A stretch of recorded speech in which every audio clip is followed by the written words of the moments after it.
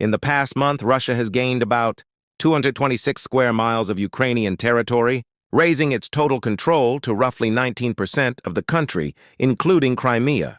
Most of these advances have been in Donetsk, Kharkiv, and Dnipropetrovsk regions, though Ukraine has managed to hold key lines and counterattack near Pokrovsk and Dobropilya, gaining several kilometers of ground.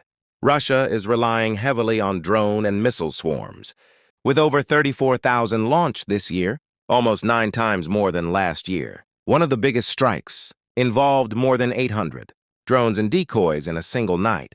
Ukraine intercepted most, but dozens still caused casualties and infrastructure damage. At the same time, Ukraine has escalated strikes inside Russia, hitting oil refineries and petrochemical plants in Bashkortostan, Volgograd, and Leningrad regions.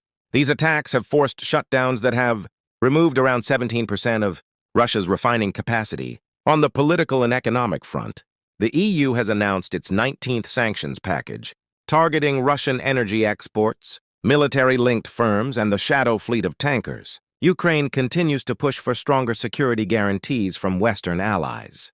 Civilians remain at high risk. In one attack on September 20th, Russia fired nearly 600 drones and 40 missiles, killing 3 people and damaging homes, factories, and power facilities in multiple regions.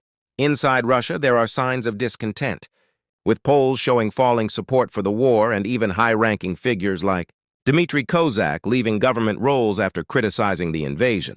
With winter coming, both sides are preparing for intensified strikes on energy infrastructure, and the humanitarian situation is likely to worsen.